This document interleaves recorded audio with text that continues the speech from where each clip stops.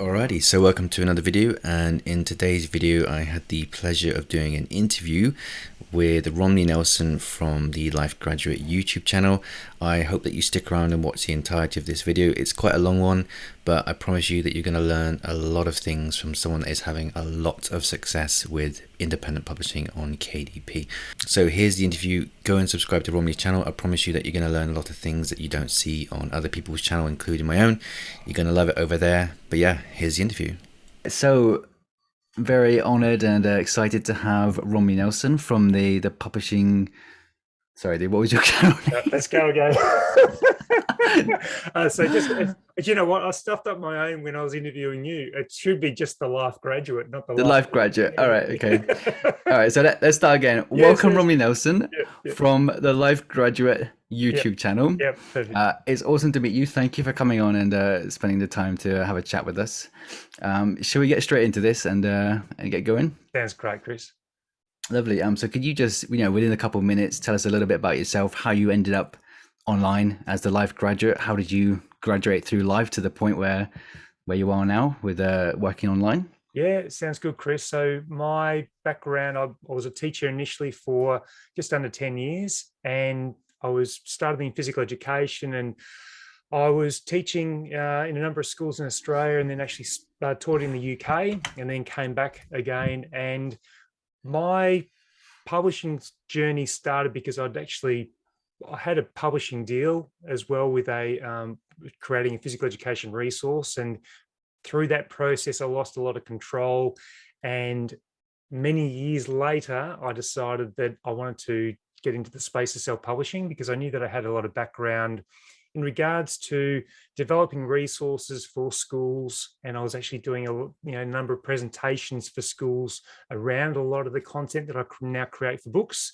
And I just felt that if I could create resources that had more of a global impact rather than a school or, just say it was 200 students that I was teaching, that if I could create a resource that had a global presence in many, many different markets, that's where I wanted to be. And so I started creating some high content books to begin with. A few of them bombed out. So that was a hard lesson to learn. But then in about March, April of 2020, I then started to create some low content books, and they were around the educational side of things. And then it really expanded from there. And my journey sort of now moved to having a YouTube channel, which I never thought I'd create, but it's been really nice to be able to share the knowledge and experiences that I've had, to then creating some courses as well. And so I've been able to lean back onto my teaching experience to then create these courses and bring together all that, the lessons that I've learned and plenty of mistakes that I've made to try and create content that helps people accelerate their own learning rather than having to go through some of the painful things that I had to go through myself. So that's sort of where I am now. That's awesome, mate. So honestly, like a lot of people watching our channels and watching us right now, they're going to be interested primarily in low content book publishing. So obviously you say you've had some experience with low content book publishing. So, tell us more about that. Like, what is your take on low content book? Because a lot of people, I get a lot of messages, people saying that they are making no sales with low content books. And I've been there myself as well. I'm sure you have, but what's your experience with publishing low content books, and what type of low content books were you publishing? Yeah, the books that I started creating even some letter tracing books to begin with, because that was my strength zone as a teacher. But I quickly found out that you shouldn't necessarily, it's good to start maybe with books that you're passionate about, because you get to learn the process of creating the book, then launching the book, then marketing the book. But sometimes the niches that you have the most passion in are quite saturated. And I started to do that initially with my low content books, until I started to look a bit deeper into really niching down. And it was actually in the grandparent gift book area that I started to get some traction for some of my low content books. And it was the moment that I started to sort of slow down a little bit and look at the quality of the books I was creating. And the design elements were coming together a lot better. When I first started, I was trying to do all the design myself, and then I did outsource it for a while, and then I came back to doing it myself because I've got a passion towards design. Although I'm not trained in it, I just love it, and so I do spend a fair bit of time to self-teach and watch a lot of content about design.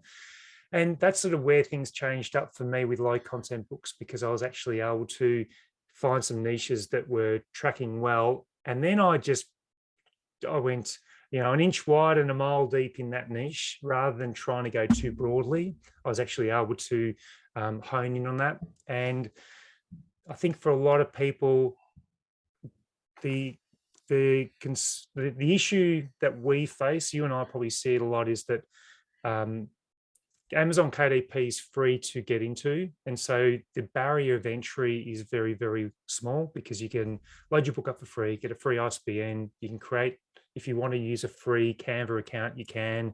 There's so many free tools that you can use for KDP. So the barrier of entry is very small. That's great if you want to start and get into this business. But unfortunately, it does also attract many other people that are just trying to throw 1,000 books on and see what sticks. And those people will come and go, because if they don't get the success, then they'll end up drifting off and finding another business platform to try and make money, maybe quickly, or in the hope of trying to make money quickly. And you and I have spoken about this before, that self-publishing is a slow burn. The effort you put in at the very front end may not pay off for a long time afterwards. And that includes your time and energy to create the books, your spend, if you're spending money on Amazon ads to get traction as well. As long as you keep everything contained and you don't let anything run out of, get out of control, because I did that with my Amazon ads, spent far too much to begin with. So there's some common things I see in low content books, but it's about just trying to get the process right to begin with, then start to focus your skills on your strength zone, outsource potentially, if you can, your weaknesses, and just make sure that you're getting those elements right at the cover, making sure that you can write a good description, because it's the sequence of events is usually a customer will see your book and like your cover. So tick number one, you have to get the cover right. Then they'll read that description, and it needs to be a captivating description, because if you don't have a captivating description that's going to solve a problem or help them with a need that they they need to solve, then they're not going to click the buy now button. And so that's step number two, the description. The price needs to be right. You need to not be the cheapest, because people might gauge your book about the quality on how the affordability of that book. So you don't want it too cheap, you don't want it too expensive. So you need to do that research. And then it's the experience of when they actually receive that book. Is the quality of what they're expecting? Are they going to become a return customer because they like what they see? That is a long answer to a question. No, mate, that's fantastic. That's very helpful. So but maybe we just finish there, Chris. I'm done. I think I've Thank you, Romney. No, but yeah, just touching, because like I say, a lot of people watching this are going to be interested in low content book publishing. And, like you say, you touched upon the barrier to entry of being very low, and you can very quickly and without much cost, without much expense, you can create low content books and you can put them up on Amazon and you can be a publisher. So, the reality for me is I started in 2018 with my paperback books with nothing. I think I had minus $50 in my account, and I wrote my own books. It was a high content book, but when it comes to low content book publishing, would you say that it helps to have an initial investment? If so, how much? And can you get started with nothing? Can you actually be successful? Can you build a publishing business with no money? What's your experience with that? It's a good question, because if you had some money to begin with, that's always handy, because you're potentially if you do outsource, you need that income to be able to get that going.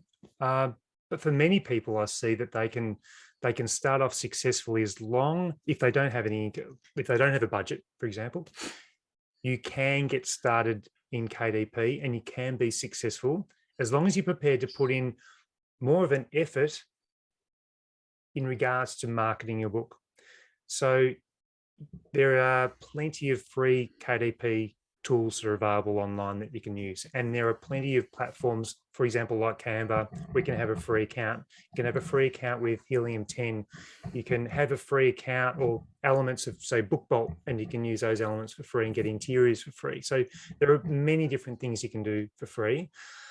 The one thing that people overlook is the marketing. And again, there are many, many free ways you can market your book. Amazon ads is a direct way to market your book to customers because they're a ready-made audience. They're on the platform looking. Therefore, it is a great way of doing it. Can be expensive if you're in the wrong or in your competitive niche. But what I always advocate for, if you don't have a budget, you just need to dig a bit deeper in regards to the effort you put towards the launching of your books and making sure they get seen. So even though you don't have a budget, that shouldn't be any excuse for not marketing your book. And you can use, like you could either do a YouTube short on your book. There's no limitations into creating a free YouTube channel to be able to promote your book. You could get onto any of the social media platforms. You can join some groups that are in your niche to talk about, you know, your journey of publishing and what books you've created. You just can't, for example, if you're in a Facebook group or you had a book about, we'll go for the biggest niche, letter tracing book, and you're in a toddler forum and talking about parents that are homeschooling, and you wouldn't just jump in there and go, hey guys, I've got a book about letter tracing, do you want to buy it? That's not the right approach. You would need to forward think. You'd need to be part of that forum, get some connections up, build some confidence within the group that you're there for the right reasons and not just to sell your book. And then you can start to maybe float the idea that you've got a book that you created. And most people are very welcoming to someone that's created something from their heart and that they have put every effort into making it a great resource. So they're the kinds of things I think if you don't have a budget, you can actually make it work. It's just that there's probably a bit more effort involved. If you do want to make it work, you've got to rise above those 40 other million books that are on Amazon. And you've probably got a percentage of those people that are actually advertising. But there's no reason why you absolutely can't make it work without a budget for KDP. And that's the beauty of the business model. Yeah, for sure. Yeah. I mean, like I said,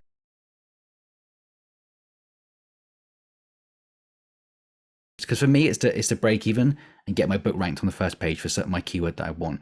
Now, what would you say to people that are looking to get into ads? Yeah, I tend to, well, it depends on the amount of time I've spent on the book. If it's a children's book I've created, then I'll factor that budget into my marketing and my budgeting. If it was a book that took me a week to create, then I would probably allocate maybe 50 to 100 US dollars in the first month to at least get some traction happening for that book. And I tend to start with I'll load get my campaign happening, and I'll have a broad match term to start with. I may start with an auto ad, just depends on the kind of book it is, because some auto ads just spend ridiculously and it gets out of control. So if you're really niche down, then maybe an auto ad would work. If it's more of a broader one, then I start with broad keywords. I let it run for maybe 4 to 5 days.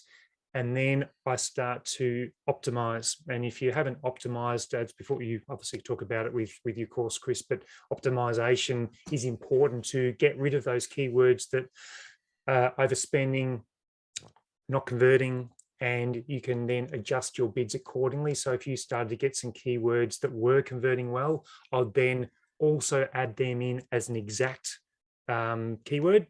And you can actually do that search report through Amazon ads where it's important to start adding those keywords as exact searches. And also just keep an eye on the spend for those as well. You don't want to be going in with a dollar bid, because you may only make a royalty of $1 if you sell a book. So just keep that in mind. And it all comes back to that niche research as well. If you have a competitive niche, yes, your keywords are going to be expensive. And so, and your marketing is going to be expensive. So yes, the return on your investment, if you happen to make a book that does exceptionally well in a very competitive niche, yes, you will do well, but everything else is going to be expensive that comes along with it. Your cover design is probably going to have to be much more expensive. Your ads are going to be much more expensive. Your long-term maintenance of that book is going to be much more expensive. So even though you see these books that are bringing $5,000 per month, the back end of what that author might having to be spending, or a new author to get that ranking, is also going to be expensive. So you just got to think through that process of what is going to work for you. And Amazon ads, starting with maybe a $50 budget, break that down over the month. And just, if you're new to Amazon ads, just have a budget, like a daily budget in place, so that you don't overspend. And even if you wanted to, you could have an end date on your campaign, so that if you, for some reason, went away and you forgot about the ad, you're not just going to keep on spending on it. At least if there's an end date, then it stops. But midway through, you can just either cut that end date and just eliminate it, so it just keeps on running, or that might be a good point in time to continue to monitor it. But don't ever let your ads just continue to go without you monitoring them, because Amazon are there to make money from your ads. And if they don't care if your keywords overspending, it's up to you to pause it, optimize it, and adjust it. Yeah, so that's sort of my take on Amazon ads, and the importance of optimizing in the first week or so, just to allow the data to collect as well. Yeah, I think, for me, Amazon ads has been, whilst I've been working on them for about a year now, I think they work in a very strange way. I don't know if you found this, but for example, like you were talking about filtering out the keywords that, that don't work for you, and the ones that have extremely high ACOS aren't converting, whatever. I had an example where I had 2 keywords, and they were so this was for like an adult coloring book, I think it was, and the 2 keywords, or the keyword phrases, they were adult coloring books with an S on the end, and then that was converting really well, like 7%, I think it was really good. And then the other one was adult coloring book without the S on the end, and it was like 200%. I don't know what it was, but it was insane. I'm just like, I think that's the other side of Amazon ads, is that it can be a little bit up and down and all over the place. Have you found that when you've been running ads? Absolutely. And I've had a campaign that was flying, and then it just dropped. Like, Yeah. 2 months, something just happened, and it just, the impressions stopped, or they really slowed down, and words that were converting just suddenly stopped. And it wasn't as if it was a Father's Day gift book and Father's Day come and gone, and that was no longer being searched. It was like an evergreen book. And it's strange how you could have 2 parallel campaigns running, and very similar, if not the same keywords potentially. One campaign would do really well, and the other campaign just doesn't get traction at all. And I've had people come back to me saying, well, what do you think's wrong with my campaign? I'm not getting many impressions. Well, sometimes you have to just stop that campaign and redo the campaign to get the motor running again. Yeah. And if you're not getting many impressions, well, 2 things are happening. Firstly, is it the niche you're in, and there's not many people searching for those keywords you've actually got in there?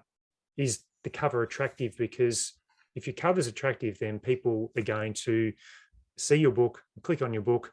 But then that's the problem where Amazon ads can really run out of control, because you might have a great cover, but your description isn't perfect, and therefore you can have an issue with the conversion once people have clicked on your keyword. And that's where the cover and the description really work hand in hand, because you need those both to be working at the same time and be effective, because you're going to rack up a lot of clicks if your book cover is great, but your description's not so great.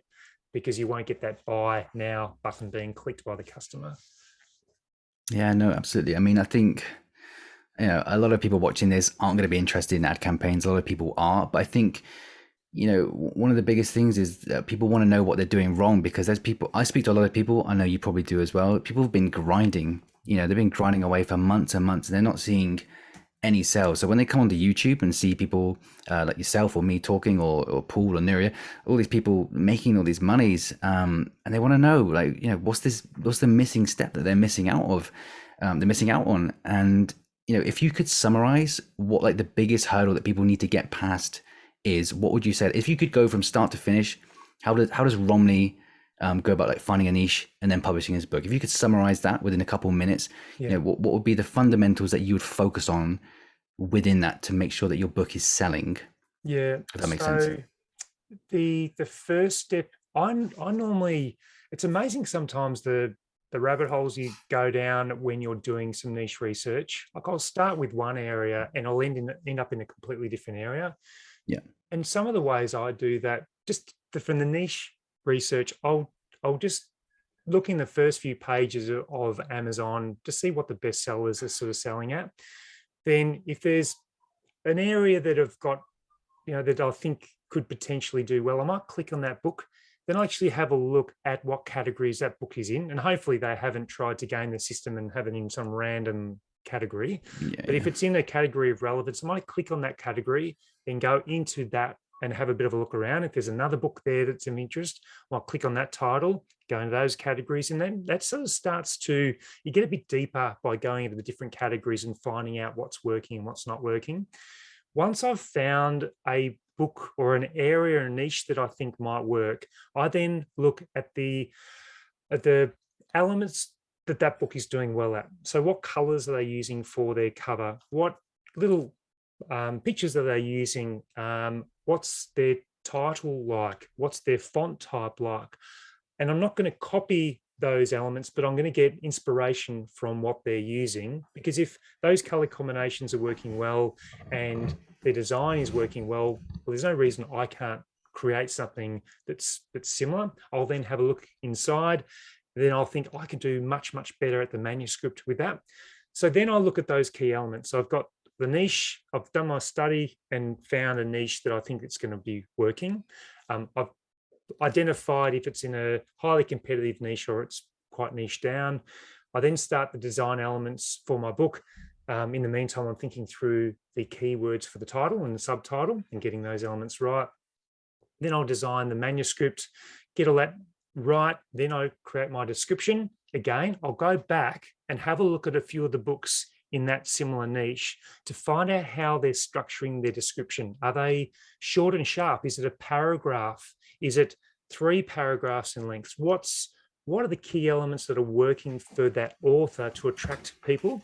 And so I'll get even some keywords that they're using that audience obviously is resonating with. So then I'll pick apart their descriptions and then create my own where I feel like it's going to be good copy to be able to then attract the buyer or the customer.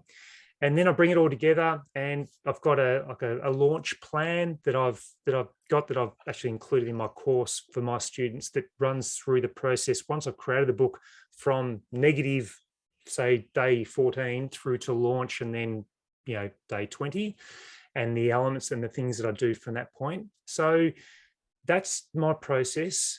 One critical thing most people forget is that when their book goes live, and I've mentioned this before, is that should be considered the 50% mark. It's not the end point. That's just the start of when you need to start to get your cover in the front of customers. So yes, it's exhausting creating your book if you spend a fair bit of time on it, but it's once it goes live, the real work starts to happen to get it in front of people.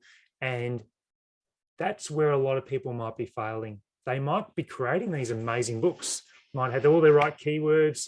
Sorry, my dog's in the background walking around. They might have all the right keywords. They might have everything right. But if no one knows about your book, if customers haven't seen your book, well, you'll never sell the book.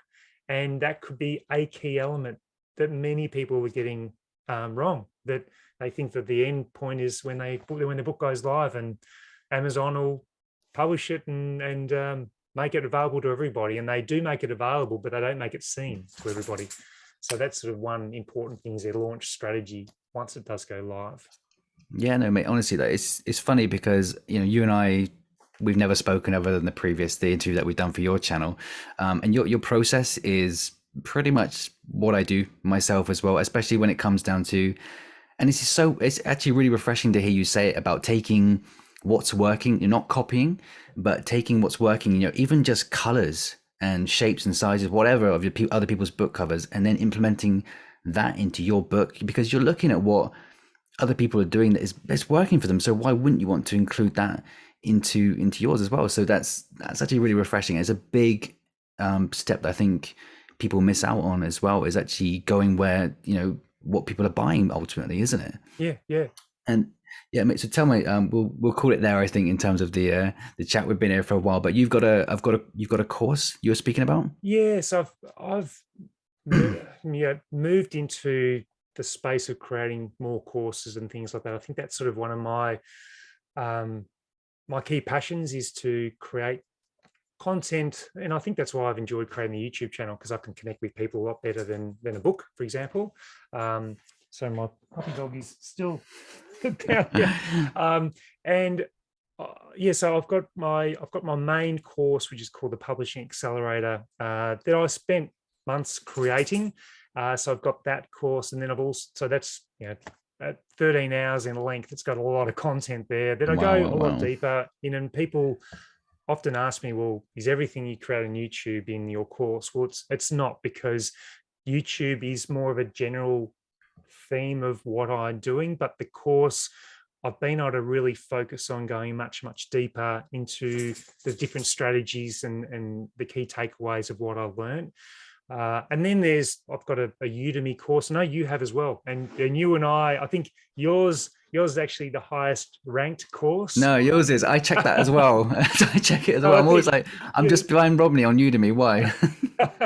So we both, so I've got the course on Udemy, and we've both taken a similar approach with our courses of just trying to provide guidance and very simple to follow steps that people can then implement into their own strategies.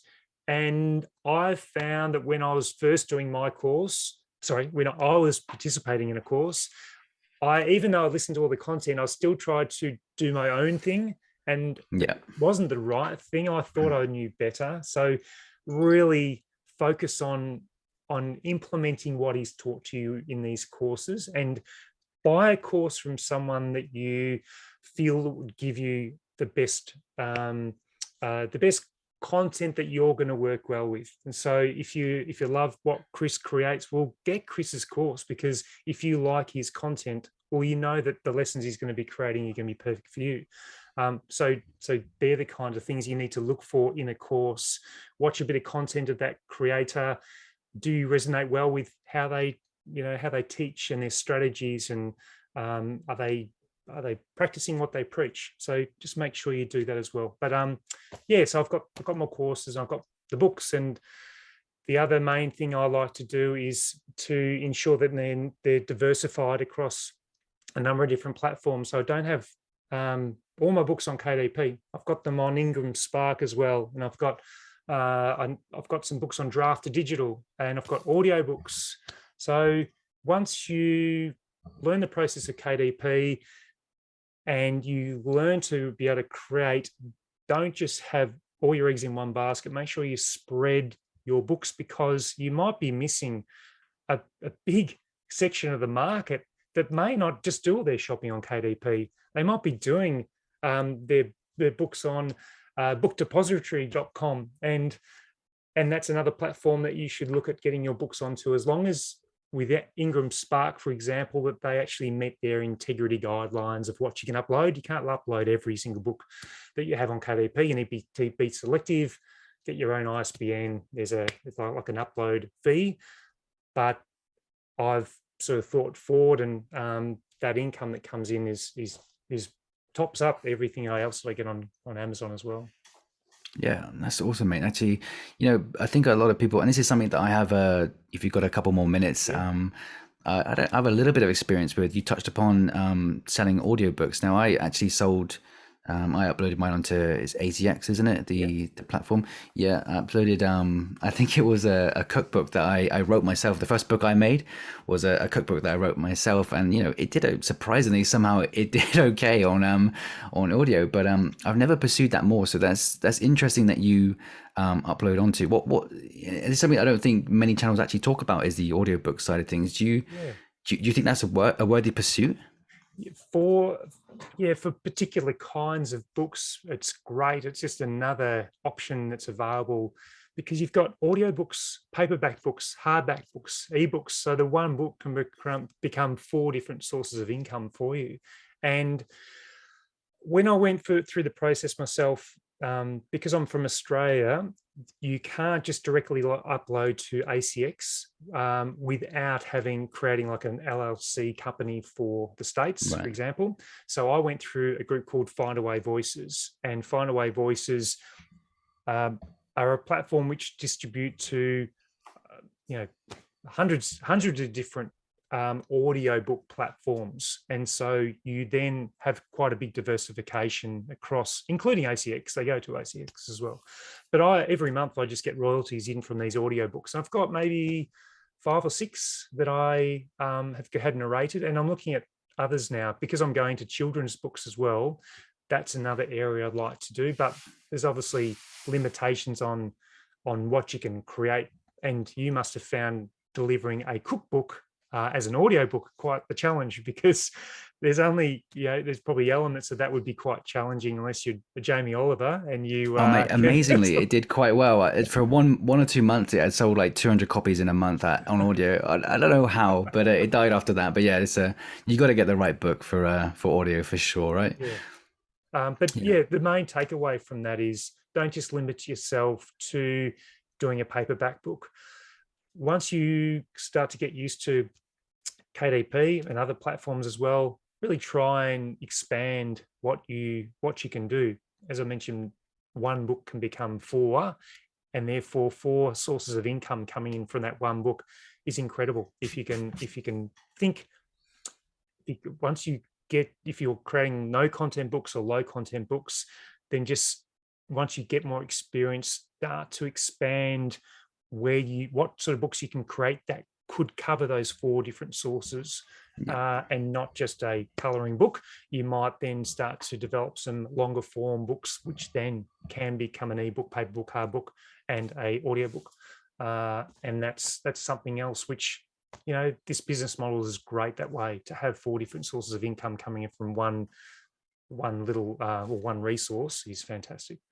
Yeah, that's amazing. I mean, honestly, I've got a little bit of experience, like I say, branching out into ACX, but the fact that you treat your books that way, that you need to put your books out as into many different places you can, is fantastic. I think that's something people should really look into. But yeah, honestly, mate, thank you so much for coming on. I think we're gonna have to call it there, the amount of time we spent chatting. Thanks, but yeah, Romney Nelson from the Life Graduate YouTube channel, amazing. Your channel's grown so fast, by the way, dude. Honestly, I think you've overtaken me with subscribers now, which has made me so mad.